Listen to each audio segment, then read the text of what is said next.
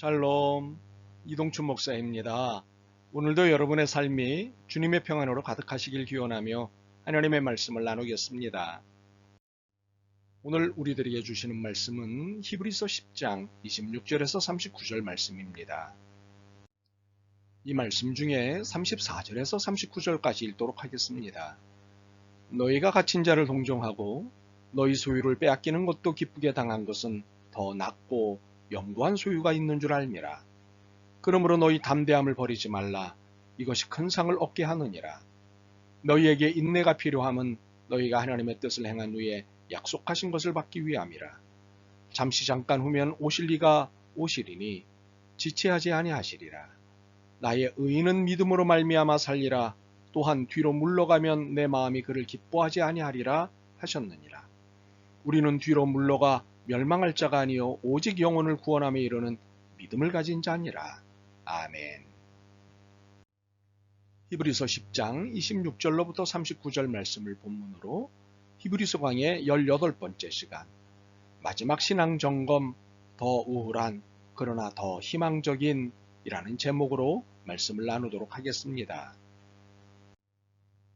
히브리서 기자가 1장에서부터 9장에 이르기까지 설명하는 내용은 그리스도의 희생을 통한 영원한 구원입니다.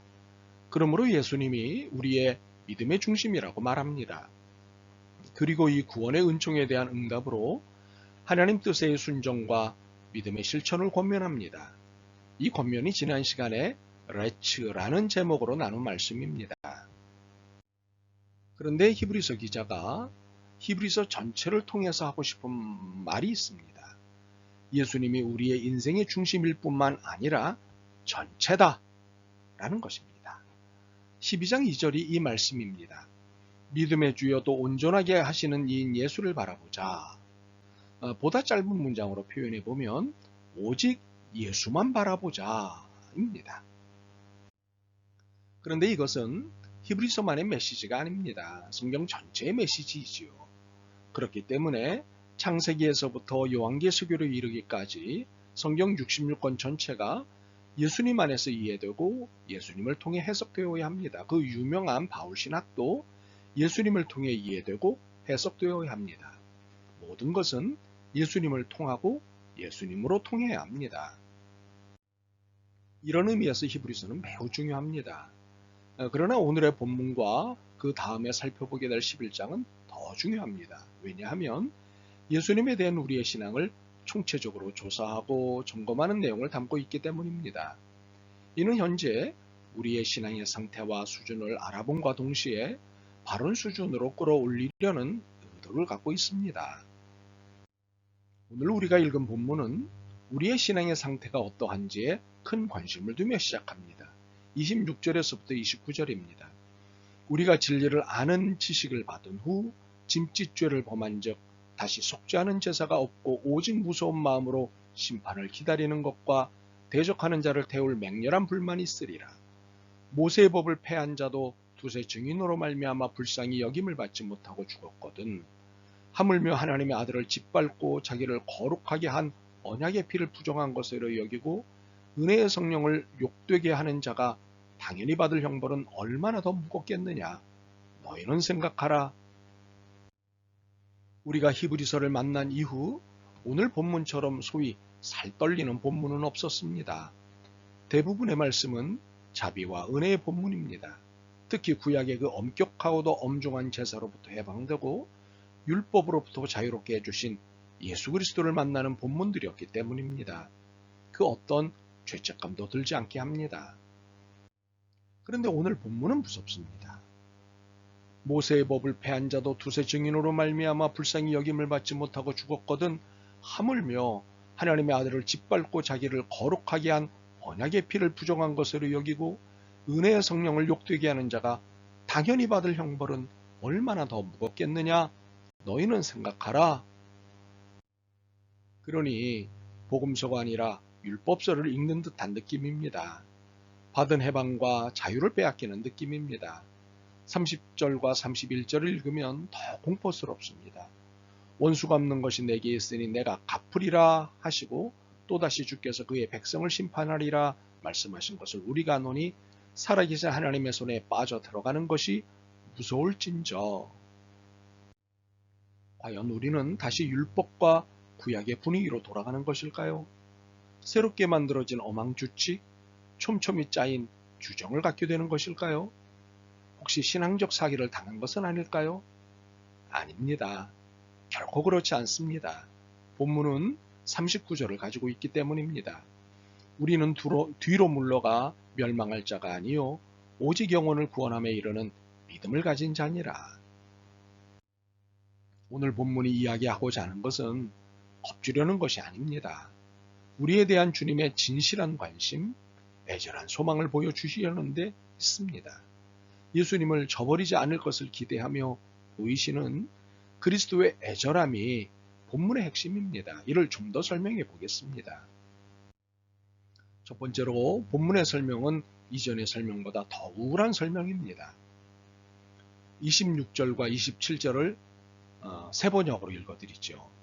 우리가 진리에 대한 지식을 얻은 뒤에도 짐짓 죄를 짓고 있으면 속죄의 제사가 더 이상 남아있지 않습니다.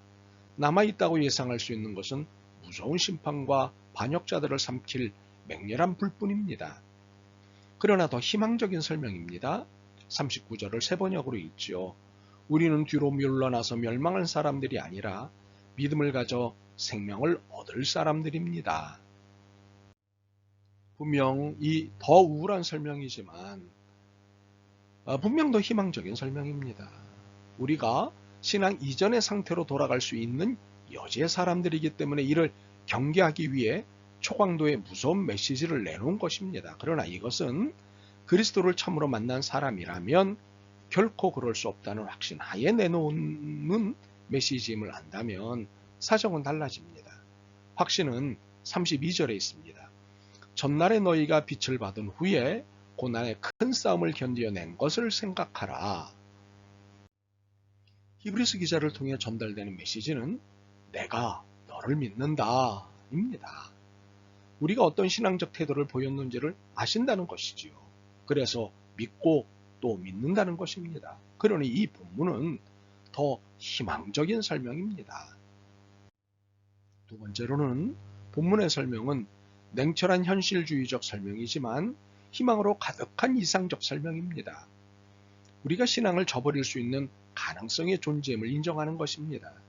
우리가 그리스도께서 슬퍼하실 짐짓죄를 지을 가능성이 있는 존재임을 인정하는 것입니다.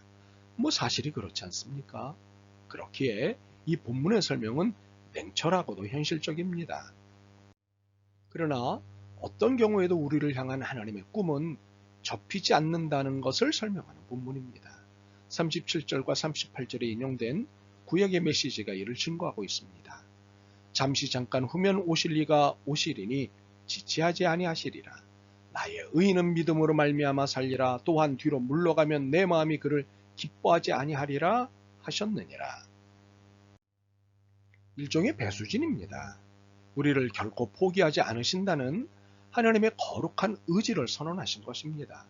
우리는 이것을 뒤로 물러가면 내 마음이 그를 기뻐하지 아니하리라는 말씀에서 더 확신할 수 있습니다. 이것의 읽기는 무엇일까요? 우리가 뒤로 물러가면 하나님은 더욱 우리를 쫓아오실 것이라는 의미입니다. 기뻐하지 않겠다는 것이 아니라 우리를 결코 포기할 수 없다는 의미입니다. 그러므로 우리의 현실은 연약하나 하나님의 의지는 절대적 희망이십니다.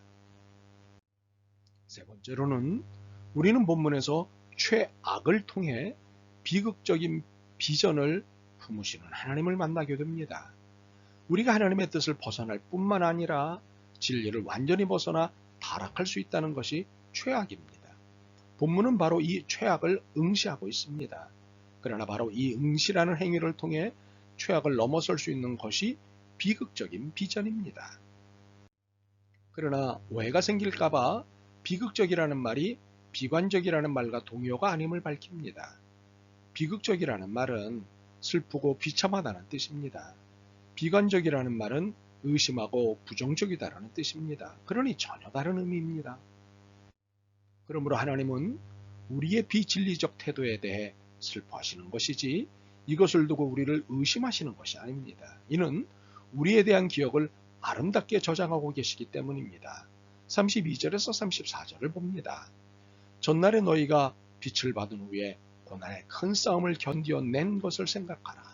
혹은 비방과 환난으로서 사람에게 구경거리가 되고 혹은 이런 형편에 있는 자들과 사귀는 자가 되었으니 너희가 갇힌 자를 동정하고 너희 소유를 빼앗기는 것도 기쁘게 당한 것은 더 낫고 영구한 소유가 있는 줄 알미라. 최악의 가능성을 갖고 있는 우리입니다. 그러나 그 최악을 넘어 보시는 하나님의 비극적인 비전이 우리에게는 은혜입니다. 이것은 칭의의 연장선임이 분명합니다. 의롭지 않은 자를 의롭다고 하시는 그 은혜의 연장이 하나님의 비극적 비전에 있습니다. 우리가 늘 하나님의 슬픔이 되어 있는 것은 사실이자 아픔입니다. 그럼에도 우리에 대한 기대를 결코 접지 않으시는 하나님의 비극적 비전이 우리에게는 은혜입니다. 물론 우울한 설명입니다. 우울한 우리의 신앙의 현실입니다. 오늘 본문의 설명으로는 더 우울한 우리의 신앙적 태도입니다.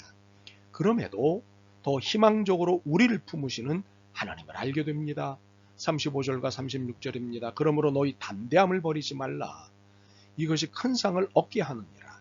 너희에게 인내가 필요함은 너희가 하나님의 뜻을 행한 후에 약속하신 것을 받기 위함이라. 우리는 큰 상은커녕 작은 상도 받을 자격이 없습니다. 우리는 약속을 받기는커녕 혼나지 않으면 다행입니다.